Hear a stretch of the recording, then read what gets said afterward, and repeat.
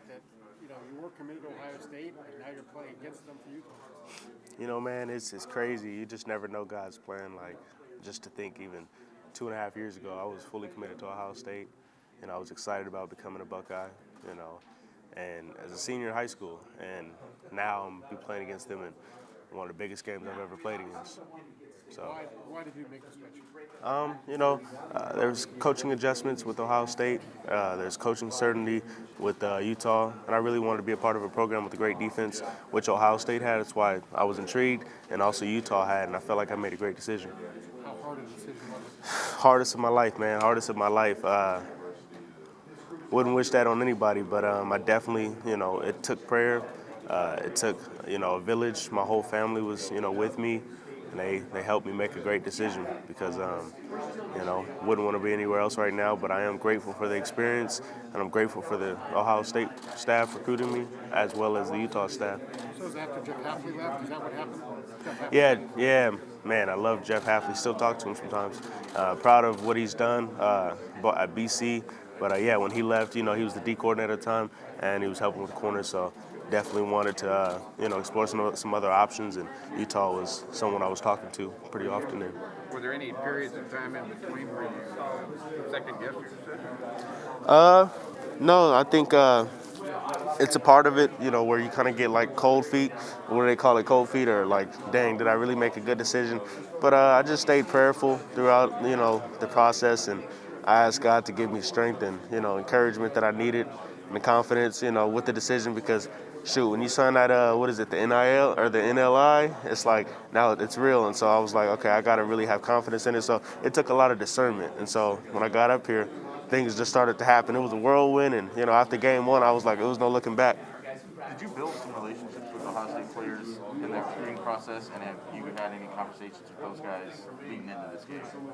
Not really, but I saw I think I saw a new coach in the bathroom at at Disneyland. And I was like, hey, coach, how you doing? But, it's still family, it's still love and stuff, but it's different. But, I definitely did build a great relationship in the recruiting process and, during that recruiting process. But I feel like, it's all just kind of led up to this game. But I'm just grateful for that staff. I'm grateful for this staff. And I'm grateful to be in this game. This is huge.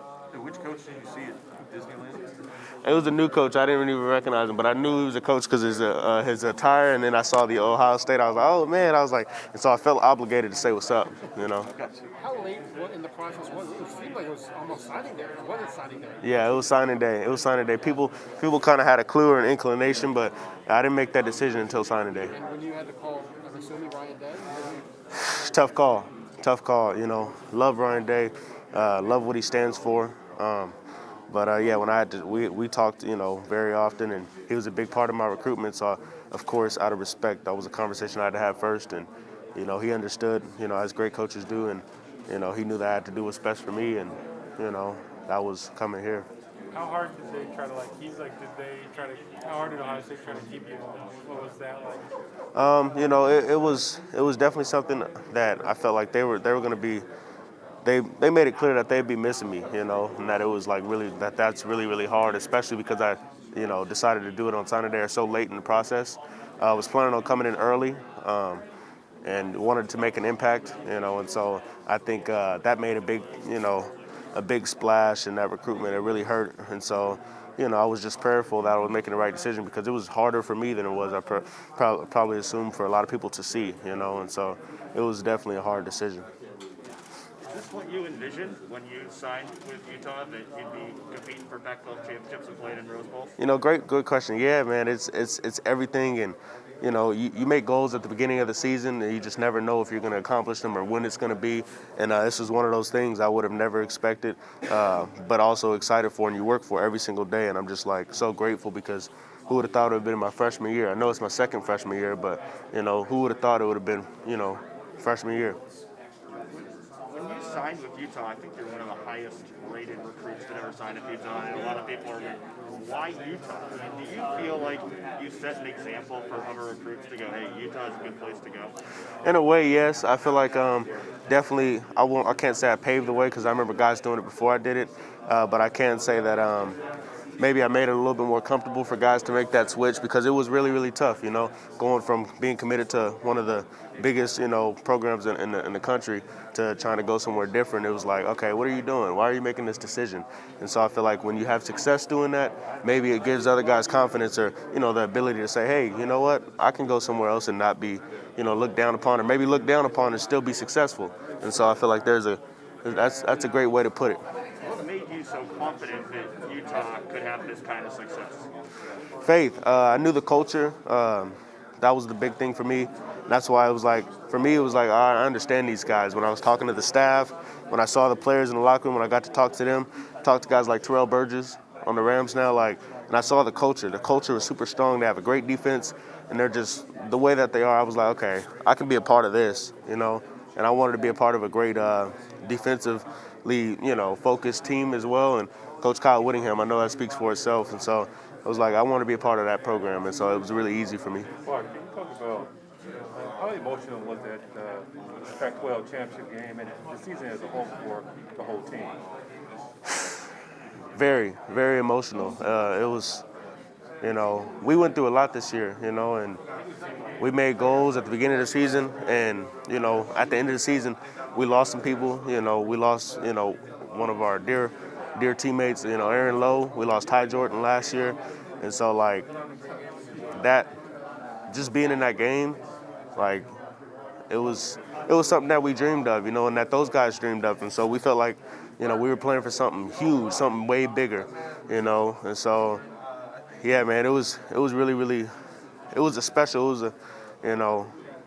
bittersweet moment. Because it was like, dang, just so glad that we got here, so glad that we won.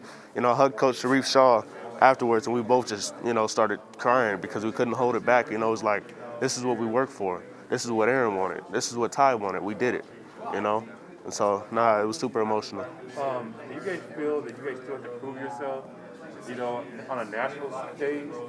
Yeah, that's the goal, when you're a program that's trying to, gain notoriety and gain a name in terms of, success. I feel like these games definitely help. Pac-12 championships help, and so we just got to continue to keep on dominating at a high level. And how would you describe your season? Last question for me. How would you describe your season, the way you've been playing? I did really well. I think, honestly, for me, I wanted to take that second step. My first season, I only had 5 games. But it was something that I really wanted to do. People always talk about either the sophomore slump or, that guy really raised his stock, and I felt like this year I raised my stock. How excited are you for the challenge that is the Ohio State receiving corps? Man, so excited. I know some of those guys, but I'm just really excited because I know that whoever they put out there, those dudes are all good, and, they were all the best of their class, the best wherever they were, and they, Ohio State does a really, really good job of developing receivers, so I'm excited about that. Is Jackson one of the guys you know? Yeah, I heard of him, but not really that close with him, but that dude's a baller. I imagine that would be a matchup for you, given the guys that are sitting out this game. Yeah. Going up against a guy, 1,000-yard receiver, and what he was able to accomplish, specifically that matchup. How do you see that going forward from an outside standpoint? I'm excited. I prepare every single game, somewhat the same, somewhat different. The receivers are different, but in particular, this matchup I'm excited for, man, because, of course, it's the biggest stage. This is, the Rose Bowl. And, you don't want nothing but, good things to happen when you go up against a great receiver. Clark, I'm sure you've been asked this a few times already, but, the fact that you're playing for Utah, this game is against Ohio State, does it feel a little surreal just given your history? Yeah, it's I was just saying that, like how, 2.5 years ago, I was committed fully to Ohio State, and I was excited about getting up there, and I was all the way in and talking to Coach Day every day. I was talking to Coach Half every day, and I was ready to, enroll as soon as I committed, really. And so, it's surreal, and I feel like it's all glory to God because it was a tough decision, being that I'm all in, but it was like it was a decision that I had to make, and so I'm just excited, for the opportunity to play against those guys, because who would have thought that I would be playing against them 2 years later? I know the recruitment and the flip, a lot of that has to do with Coach Half, even after Coach Half left. Were you still very close to committing before Coach McDonald showed up again? The signing, I should say.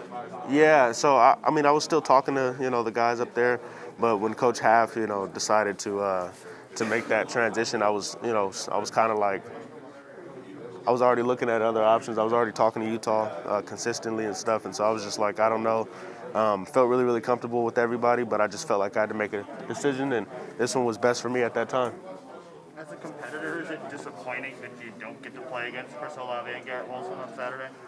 You know, some people were asking me that. You know, I have some friends asking me that, but honestly, I feel like whoever they put out there, like I said, whoever they put out there is going to be a challenge. It's going to be a matchup. Respect everybody, fear none. That's my mantra. That's my mindset. But I definitely do think that I think very highly of those guys. You know, proud of what they accomplished. I actually got to cover Garrett Wilson at a 7-on-7 event. You know, back in high school. Chris, I talked to him on my visits and stuff. So now I look up to those guys. I think they're great players. But at the same time, I know that whoever they put out there, I'm going to have to show up and bring my A game. Do you know C.J. Stroud at all from you guys both being California guys? Yeah, you know, we saw each other at a lot of camps, you know, saw each other at a lot of big-time places, and so I feel like, that dude, man, another guy I'm super proud of. You know, was proud when I saw him at the Heisman thing. You know, I thought that was super big. But at the same time, we're excited to play against him. Clark, Coach Scally was just talking about how, in terms of the depth of cornerback, that you guys have experimented with some non-cornerbacks, trying to figure it out. What are the difficulties of a guy changing positions, trying to learn something new on the fly like this? I think the biggest one is just like confidence, because especially with a position like cornerback, confidence is going to be really, really fragile. I feel like on the surface it can be straight, but you give up some stuff or something happens. Like I feel like you have to really be strong rooted and really confident, and the team really has to continue to build you up, and you have to get a lot of reps in. And I think that's why it's great that we're doing the experiments now. And even last week we were doing it. We were trying a lot of different guys, so we were just trying to make sure that we can get someone that understands the position, someone that's athletic. Of course, no one's not athletic at this level, I don't think, but someone that can really do it, and someone that's smart enough to kind of learn on the fly as well. You say a lot of guys. Did any of those guys stick? Yeah, I mean, most guys, we're just trying to get rotational reps, because this position is all about repetition. So, like, you can go one day and you can be great, and then the next day it's like, okay, he's not repped up, he's not looking right. And so now we've been just trying new guys, but keeping the same guys in rotation. A lot of different guys, though. Clark, how do you not kind of let the emotions of this game kind of get too much, knowing that this is the school that you decommitted from, Yeah. went to Utah? How do you kind of keep that in perspective? Man, prayer and meditation. That's something I do daily. It's something that I take really serious. It's something that helps me visualize before the game. And it just keeps my spirit kind of like in a nice, at ease, I would say, because I just like to pray that God relieves me of an anxious spirit. When you prepare the way that I do, and the way that a lot of guys do, you can build up anxiety. You can build up like, dang, I'm a little bit nervous for this, a little bit worried. But that's what I pray that doesn't occur. I pray that God gives me a calm spirit, and the confidence to go out there and to dominate, man. So. Yeah, I just feel like, it's just prayer, meditation, visualization, and then I go out there and I'm like, loose and I'm ready to go. How much would it mean to you personally, as well as the university, to beat Ohio State? A whole lot, personally and to the university. But I'm excited about it. I know it's going to be a great game. Got a lot of respect for those guys on the other side, and I think this is our year. How did you get into the meditation part? You don't see too many young guys, I guess, at your level, at your age, diving into the meditation. How did that start? I've always looked at the great ones like the Kobe Bryants. I've always looked at their philosophies and their things. What do they do to become great, and what do they do to help them get that edge and things of that nature, or to help them have the mindset that they do in the game. And so I've also studied, I'm Christian, but I studied some Buddhist principles. So Phil Jackson, I found it super fascinating that he talks about the art of staying in the moment. And so that was something that he preached to his teams, from Kobe Bryant to even Michael Jordan. He talked about how he admired him, because it was like a lot of people, when you prepare, when you work super hard and stuff, you can be looking forward to the next thing, looking forward to the future. But if you just stay in the moment and master the thing at hand, you can push through anything. And so I thought that was super cool. It's something that I try to focus on. So that's been my focus recently, just kind of staying in the moment, especially down here at the bowl experience. Every day something new, just stay in the moment. Go to practice, staying in the moment. So that's really big. And for me, getting into meditation was super big, because I just felt like it kind of calmed, it centered me. Allowed me to realize everything. I just literally think about the day. I'm thinking about what the plans are, what my goals are, and it's just a way for me to kind of be reflective, as well as kind of see my goals. So this is a morning thing? Like when you wake Morning, yeah. Morning, night. So morning I pray, meditate. Night visualization. I'm visualizing the next day. So it's a recurring thing. up, do you have a master that's taught you some of this, or somebody that's led meditation to help you understand how to do it, or you still on your own? Not really. I can't really say self-taught if I, watched a lot of YouTube videos and stuff. But I was, I'm telling you, internet has everything. But yeah, no. So yeah, everything. I mean, I did a lot of research on it, and I thought it was really dope because I'm like a lot of athletes, have picked up this thing, and I'm like, it centers them, it helps them. I'm like, how can I apply this to my life? How can I apply this to me? And so I thought it was really cool. Of course, prayer. My dad's a pastor, so prayer was something that I grew up with, and I've always been trying to find the edge. I'm like, how can I become even closer to God? How can I become closer to myself? How can I, help myself out? And how can I become less anxious, less worried? Because when you prepare, like I said, I keep on emphasizing it, but when you prepare the way that you do, you don't want to experience failure. You don't want to experience upset or defeat. So it's like, what can I do to make my chances 100%? And so I feel like it's really helped me out thus far. Clark, early on in the season, you talked about you might have some outrageous goals if people looked at them, if they saw what you're trying to do. Where do you kind of see yourself at right now with those goals, and do you feel like you've accomplished that this year? Yeah, that's great. You have a great memory, and so I think we're definitely getting closer. Personally, I feel like I haven't accomplished everything that I want to accomplish. As a team, I feel like we're about 50% there. Now we got to close the deal. There's some other goals that I know that we want to experience that maybe we'll have an opportunity at next year. But personally, I feel like, for my goals and where I'm at, I can give you probably a percentage. I'm probably about 35% there in terms of goals, and so for me, and so yeah, I got a lot of work to do. How much more does that boost it up when you can beat Ohio State? It would probably give me about 100%. No, I'm just messing with you. Nah, man, that'll definitely be big. And probably the scale for the team. It would give us that confidence that we need for next season, man. And as you know, we set out these goals beginning of the season, and you always look to accomplish them, and you work every single day with that goal in mind. But sometimes you can lose sight when things happen, and you're hindered by different events that take place. But I feel like when you get here, like, it's still surreal. Like, I can't even believe we're here, and so I'm grateful for it, and we're getting closer. We're a couple days closer now, right? Clark, Yep. No, not to get too far ahead here, but Brandon Keith was saying yesterday that he really believes that, based on his coming back and Cam coming back, that you guys can be even better next year. Yeah. Maybe go to the college football playoff. Is that a reasonable goal to believe that, the 22 team can go to the playoff? Oh yeah, I definitely think it's reasonable, and if we would have said our goals last year at the beginning of the season, some people probably chuckled. Some people probably didn't think it was possible, or even I should probably say after game 2 or game 3 of the season, people probably said, "Oh no, that's not happening. Oh no, they're not ready yet. Nah, maybe next year." And so, I think it's definitely reasonable, and I think especially with those additions, with those guys coming back. Yeah, we definitely have a shot, and I think it's just going to come down to the team's grit, which we have a lot of. We've experienced a lot, and it's made us a lot tougher, stronger, closer, and I'm excited, man. But like I said, I got to stay in the moment. So right now it's the Rose Bowl. We can't even think about next year, though. Just the last question from me. The fact that Cam came in the middle of game 3, right? Things kind of started to roll. How much, from your perspective as a defensive player, how much of a benefit was just his presence in the huddle on offense? Cam, he's just a smart guy. That dude brought a swagger to the game. He brought a certain swagger, like he brought this, persona of like, dang, we're about to take over, and everyone believed it. As soon as he got on the field, it was like, this dude is different. He's a gamer, and so he also vocal as well. He was preaching to the guys, hey, we're still in this. The game ain't over yet. No matter how far that we got down in the game or experienced things that may have been looked at as bad, this dude had a way of keeping the team together. No division, no nothing. He he has the ability to read the locker room, the team, and know exactly what to say at the right time. I think that's also what makes guys like Devin Lloyd, Mika Tafua, even Nephi Sewell, everybody, all those guys, Covey, really, really great because they're great leaders. And I feel like when you've got great leaders, your culture is going to be really, really strong. Appreciate it, Clark. How much Gotcha. would a win on the Rose Bowl springboard to what you were just talking about, having a great season next year? It would be huge, Of course, you guys know we've got Florida next year.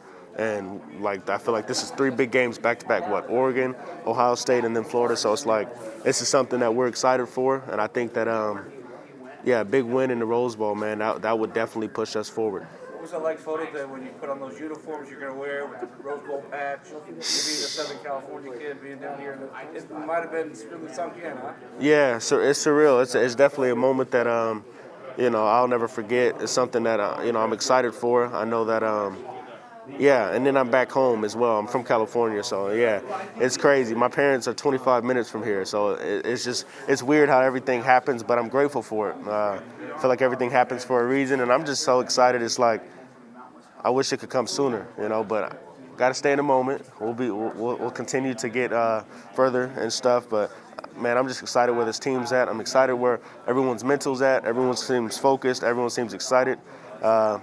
I feel like we have just the right amount of juice, and I'm just excited to play this game. Let me ask you this. It kind of goes away from your spirituality thing, but we're in Hollywood. How would you script your Hollywood ending? You've had amazing moments at Utah, some pick sixes and things like that. How would Clark Phillips script his Hollywood ending in the Rose Bowl Saturday? A big win, a lot of confetti, a lot of smiles, a lot of pictures, and then, Covey being on top of Bam's shoulders and, us singing the youth song, the fight song. So I'm excited about that. I can vision that. I can see that early. Anyway, good luck. Thanks, Clark. Appreciate it. From Southern California, are you expecting a lot of friends and families to come to the game on Saturday? Yeah, I sure am. I'm excited. I've been getting a lot of text messages, a lot of calls and stuff like, hey, I'm going to be there, hey. And so I'm excited definitely about that because it's some family, too, I haven't seen in a while, some extended family that's just coming down. And, I think that's what makes this game so big as well because, family comes that you like, dang, this game is that big. And they're like, yeah, this is the biggest game of the year or whatever. And I'm like, wow, this is huge. I'm like, I thought, I didn't know that you were going to be able to come. And so, it's definitely going to be good to see the family. It's going to be great to see all the loved ones and everything. And that's why it's going to be important for everyone to stay focused and to just keep the focus. After the game, we can go give all the family hugs and, everything. And so, I'm excited for that. Did you watch the Rose Bowl growing up? Did you go to any games? Every year. So I think a couple of years ago, I saw the practices for the Washington, Ohio State. I think that was the game. Was it Washington, Ohio State? I got to see some practices. So, that was definitely something that I was, watching growing up and something I was excited for. And that's why it makes it even more surreal that I'm here now. It's like, wow, I'm one of those big guys. As a little kid, I looked up to them like, wow, those dudes are big. Will I ever get there? Like, I'm still kind of short, but, I'm one of those big guys now, though. So, any advice to younger players? What are your keys to success? Just continue to work and stay prayerful, Don't ever let the moment get too big for you. And at the end of the day, it's just football. Like, I try to remind myself that before every single game. Like, been doing this all my life, And so at the end of the day, no matter how big the game, no matter how big the moment, the stadium, how many fans, it's football. Every field. I want to know one last question. Who's on aux in the locker room? Who's in charge of music? What do you guys listen to pump up for games? Great question. It's a steady rotation. I feel like sometimes it's Devin, sometimes it's Mika, sometimes it's Nephi. Every single week is something different, but I will say the music has never failed. It's always turning us up. Maybe because it's before a game, I'm just amped up anything. I feel like they could play any song, any genre, and I'm going to be like, yeah, this is hard. I like this, I was at practice yesterday, and it was still even still. That's right. Doing great. I appreciate that. Thank you. How's the balance been? I was talking to Mika and Junior and Nephi just about trying to balance.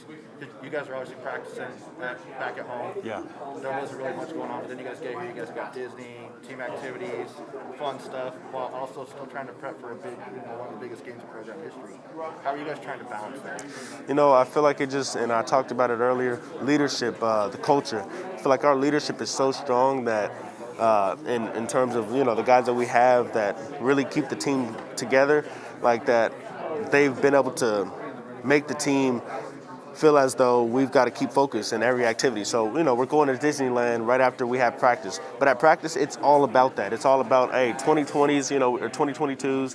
And then it's all about, from the stretch lines to the warm-ups, we're taking everything serious and we're focusing in that moment. And then when we go to Disneyland, we're going to focus on Disneyland. We're going to have a great time. But it's like, I feel like it's where staying in the moment just stays key. And I feel like if certain teams don't have great leadership, it's harder to do that. Guys are thinking about Disneyland while they're at practice or vice versa, and that's where things can get kind of, discombobulated. And so I'm grateful for the leadership. I'm grateful for the staff because those guys really impress upon us to, just kind of stay in the moment, stay working, stay grinding, and, just enjoy the moment as well.